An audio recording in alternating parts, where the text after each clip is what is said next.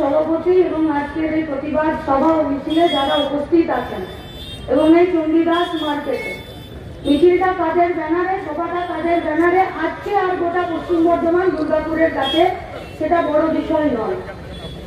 বিষয়টা তার থেকে আরো বেশি এবং আরো বড়।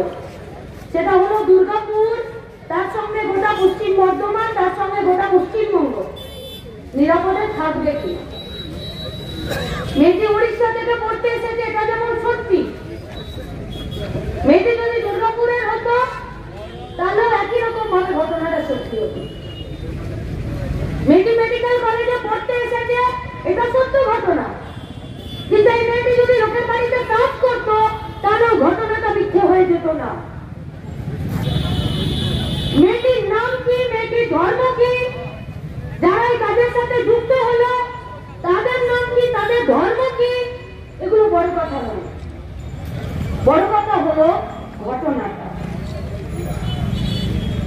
এই দুর্গাপুর 2014 সালের লোকসভা ইলেকশনের সময় এই গোটা দুর্গাপুরের একটাই দাবি ছিল যে दुर्गापुर को स्मार्ट सिटी घोषणा करना पड़ेगा।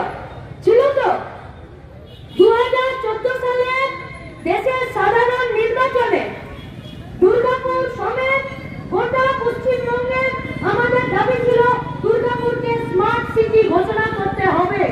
আর আজকে কমরেড গৌরাঙ্গ চ্যাটার্জিকে, পার্টির সেক্রেটারিকে আজকে মাইকে বলতে হচ্ছে যে দুর্গাপুরের রাস্তায় আলো নেই। কোথায় স্মার্ট সিটি ছিল আর কোথায় আলো নেই বলে অভিযোগ করতে হচ্ছে। আলো নেই মানে অন্ধকার আছে। একটা বাল্ব লাগিয়ে দিলে অন্ধকার মিটে যায় না। অন্ধকার তখন মেটে যখন অন্ধকার জগৎকে পরিষ্কার করা যায়।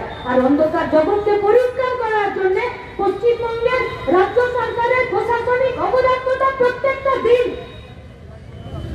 গোপালগঞ্জের গ্যাস ট্রেনের মেয়েটা ভুলে যাবে কেউ? কোথায় পাওয়া গেল ডেড বডি ক্ষতবিক্ষত অবস্থায়?